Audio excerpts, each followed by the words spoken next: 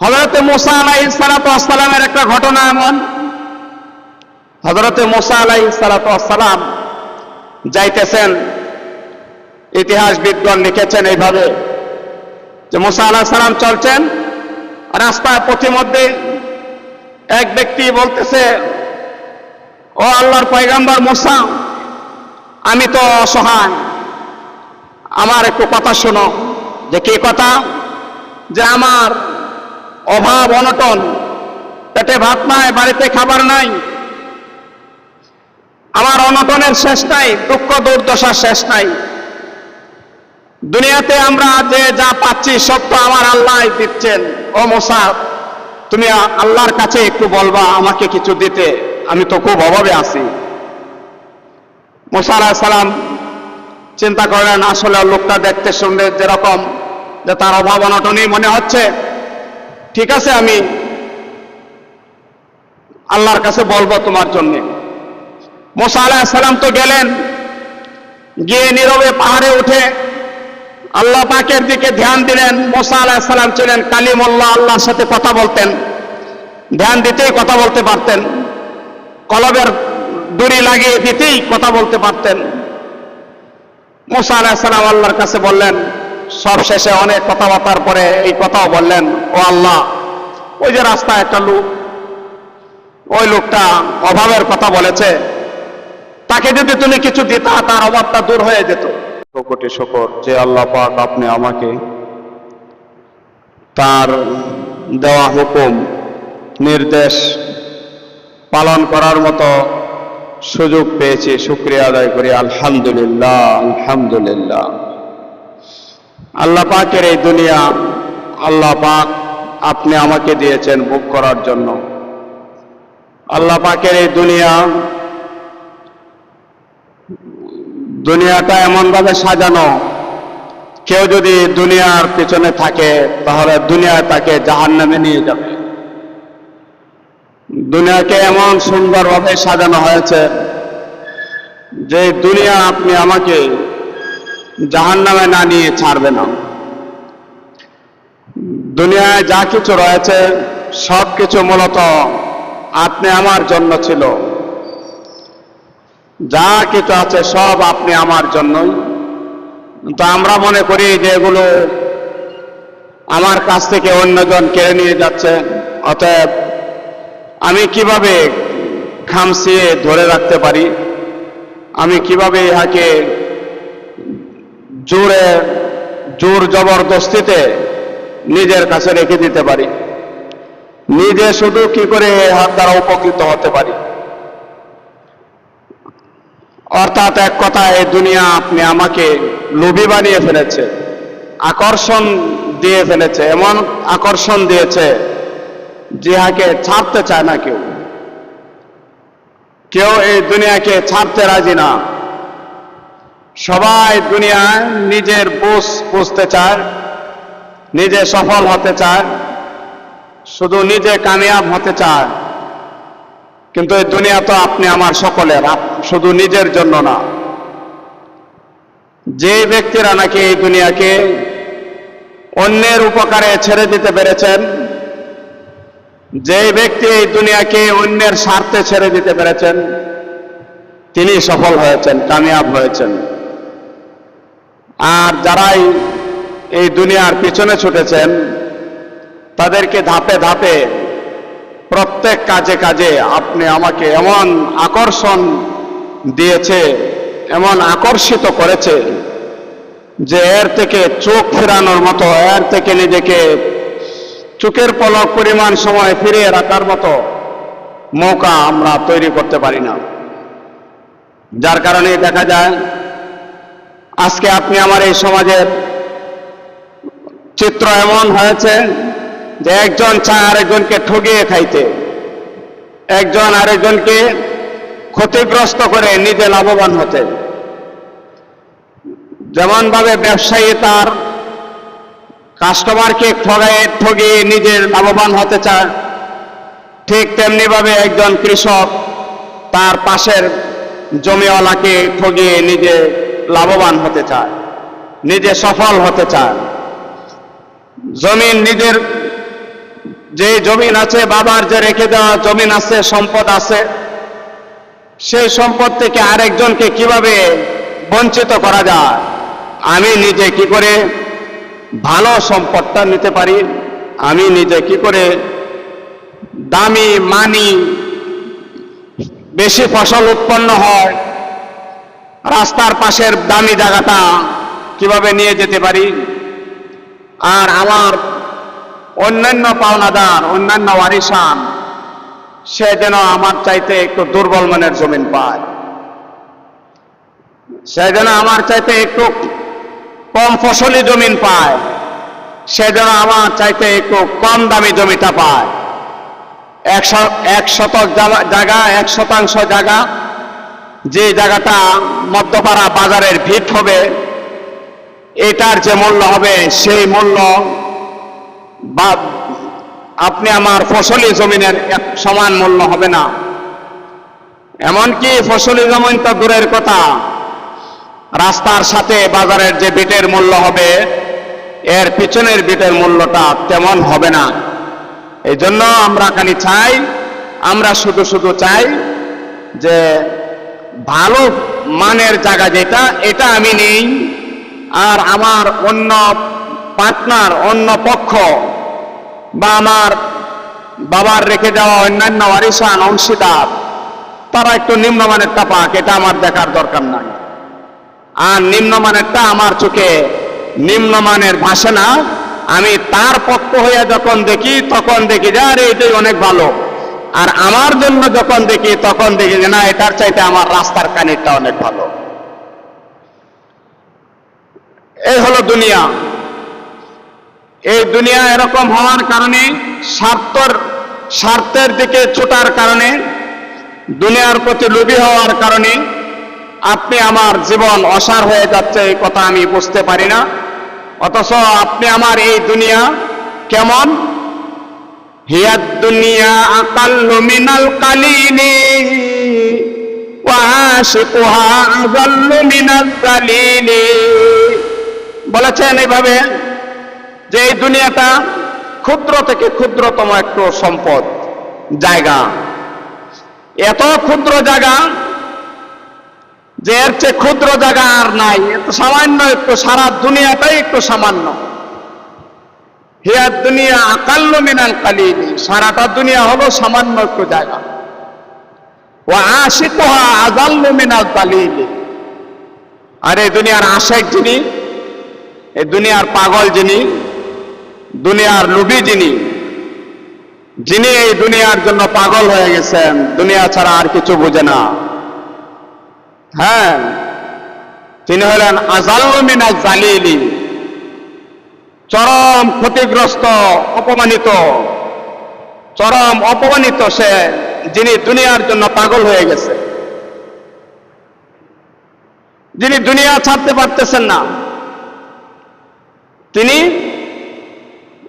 চরম অপমানিত, লাঞ্ছিত। তাকে একটু পানি দেন মাথায় নিয়ে, এই মাথায় একটু পানি দেন, হাত, হ্যাঁ, বলতেছিলাম এই দুনিয়ার বেলা বলা হয়েছে কি, হিয়াদ দুনিয়া আকাল্লু মিনাল কালিলি ওয়া আশিকুহা আযাল্লু মিনাজ যালিলি, যে নাকি এই দুনিয়ার জন্য আশিক, দুনিয়ার পাগল হয়েছে, দুনিয়ার লোভী হয়েছেন, তিনি চরম অপমানিত, লাঞ্ছিত। দুনিয়াতে যদি নাও হয়ে থাকে, আখিরাতে তার লাঞ্ছনা অপেক্ষমান, আখিরাতের লাঞ্ছনা তার জন্য অপেক্ষা করতেছে। এই দুনিয়ার জন্য আমরা এত খামচাচ্ছি, দুনিয়াটা কি?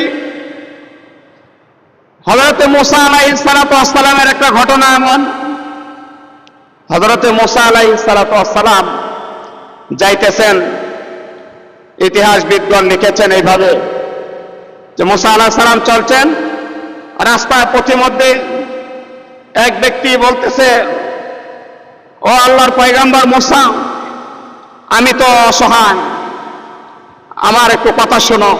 যে কি কথা? যে আমার অভাব অনটন, পেটে ভাত নাই, বাড়িতে খাবার নাই, আমার অনটনের শেষ নাই, দুঃখ দুর্দশার শেষ নাই। দুনিয়াতে আমরা যে যা পাচ্ছি সব তো আমার আল্লাহ দিচ্ছেন। ও মুসা, তুমি আল্লাহর কাছে একটু বলবা আমাকে কিছু দিতে, আমি তো খুব অভাবে আছি। মুসা আলাইহিস সালাম চিন্তা করলেন, আসলে লোকটা দেখতে শুনলে যেরকম যে তার অভাব অনটনই মনে হচ্ছে, ঠিক আছে আমি আল্লাহর কাছে বলবো তোমার জন্য।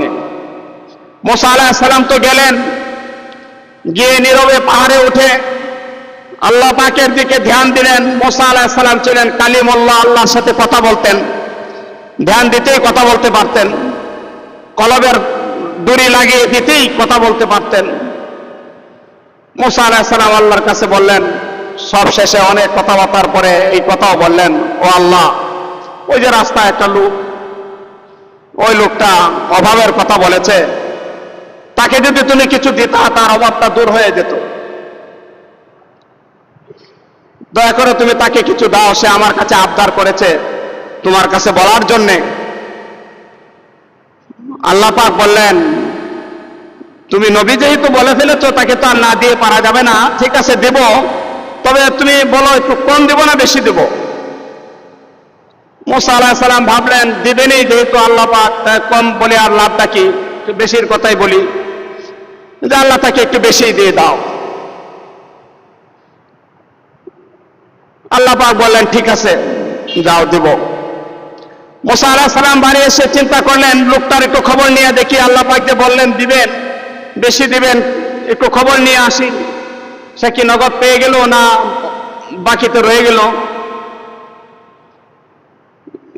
যাইতেছেন, রাস্তায় আরেক লোক পাইলেন, ওই লোককে জিজ্ঞেস করলেন যে ওনার বাড়িটা, আরে উনি তো মারা গেছে।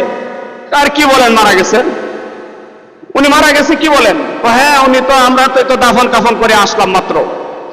ওনার বিশ্বাস হইতেছেন, আরো সামনে আগাইলেন, সামনে আগাইয়া তার বাড়ি পর্যন্তই গেলেন, দেখেন ঠিকই ঘটনা সত্য, উনি মারা গিয়েছেন। ওনাকে দাফন কাফন সেরে মানুষ যার যার বাড়িতে চলে যাচ্ছে। উনি আবার আল্লাহর কাছে ধ্যান দিলেন, আল্লাহর কাছে আরজ করলেন, ইয়া আল্লাহ, আমি বুঝতে পারলাম না, আপনি তাকে, আমি বললাম তাকে কিছু দেওয়ার জন্য, সব অবনটনে আছে, আর তাকে মেরে ফেললেন, সে দুনিয়াতে নাই চলে গেল। আল্লাহ পাক বললেন, ও মুসা, তাকে তো বলেছিল একটু বেশি দিতে,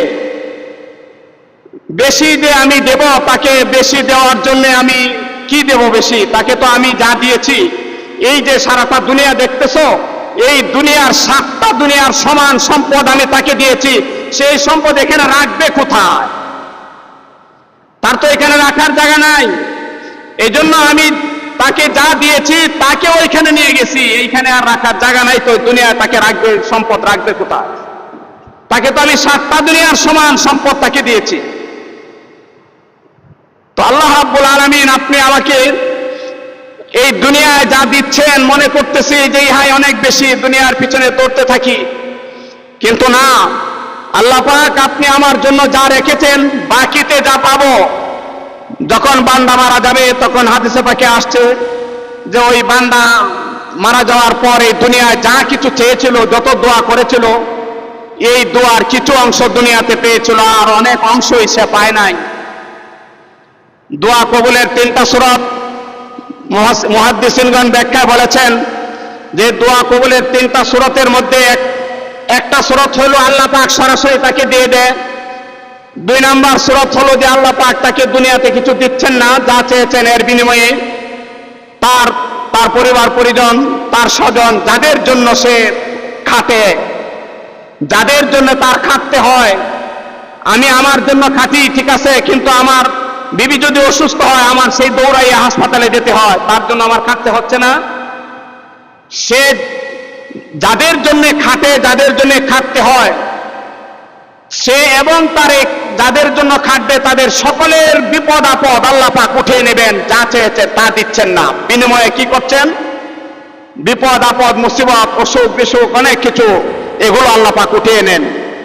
দোয়া কবুলের 3 নম্বর সূরত হলো যে যখন নাকি আল্লাহ পাকের কাছে কিছু চায়, তখন তাকে দুনিয়াতে যা চেয়েছে তার ছিটাও দেয় না, এর বিনিময়ে বিপদ আপদ ওঠায় না, বরং সবটুকু তার জন্য রেখে দেয় হাসরের ময়দানে পাবে। কারণ যা চেয়েছে তা অবশ্যই দিবেন। এই দেওয়াটা যে দুনিয়াতে হলো না, তাহলে দিবেন কখন? মরণের পরে দিবেন। আল্লাহ পাক বলেন, উদউনি আস্তাজিব লাকুম, তুমি আমার কাছে চাও, আমি আমার কাছে চাইবে যা আমি তা তোমাকে দেব। এখন যদি তাকে দুনিয়াতে যে দিল না, বিপদে উঠলো না, তাহলে আল্লাহ পাক যে ওয়াদা দিলেন দিবেন, এটা কই গেল? বলে যে এটা হাসরের দিন দিবেন। ওই বান্দা যখন মারা যায় তখন তার এই চাওয়া চাওয়া জিনিসগুলো যা পাবে, তখন সেই বান্দা আফসোস করবে, হায় দুনিয়াতে আমি চাওয়ার পরে কিছু পেয়েছিলাম, এগুলো যদি না পাইতাম, দুঃখ দুর্দশায় কষ্টে যন্ত্রণায় যদি আমি জীবন কাটিয়ে আসতে পারতাম। সেই কবিতার কথা মনে পড়ে গেল।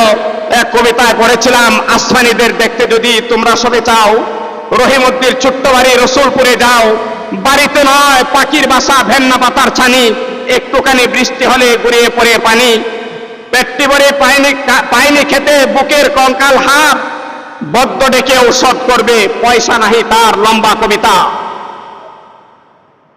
আমার যদি জিন্দেগিটা এমন হতো, ওই আসমানের মতো হতো, তাহলেও আমার কত ভালো হতো। আমি কেন পেয়েছিলাম দুনিয়াতে যদি আমি কিছুই না পেতাম?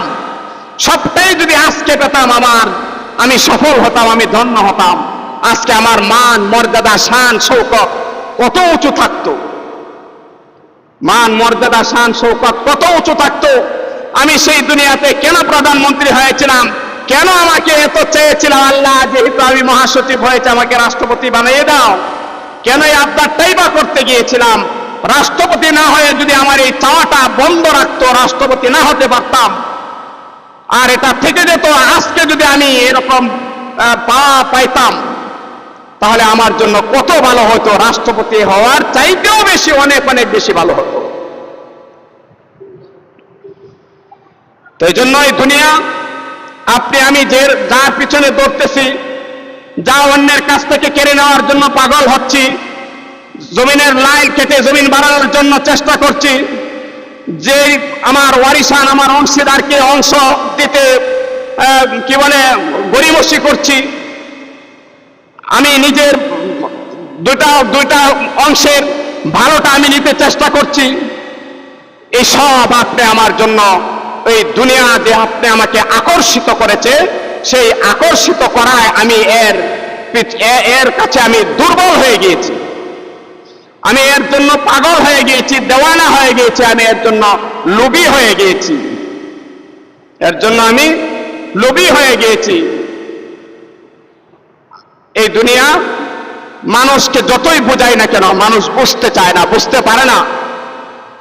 মানুষ বুঝতে পারে না যখন নাকি তিনি তার একটা দুনিয়ার লাভের পয়েন্টটা তার সামনে এসে যায়, ইনকামের পয়েন্টটা তার সামনে এসে যায়, তখন তার দিমাগ আউটসাইড আর কিছু বুঝতে পারে না, আউটসাইড আর কিছুই বুঝতে পারে না। একজন নেতার কাছে যদি একটা বাজেট এসে যায়, 20 লাখ 20 কোটি টাকা দিয়ে এই রাস্তা হবে, যদি এরকম একটা বাজেট এসে যায়, আসার পরেই দেখে আমি এই কাজটা তো 10 কোটি দিয়েই করে ফেলতে পারি, আমি তাদেরকে যদি 10 কোটি টাকা দিই, তাহলেই তো এই বিশাল হাওড়ের উপর দিয়ে বিশাল আবুরা রাস্তা, যা পানিতে ঘুরে না, ডুবে না, নাম দিয়েছে আবুরা রাস্তা, করে ফেলতে পারি।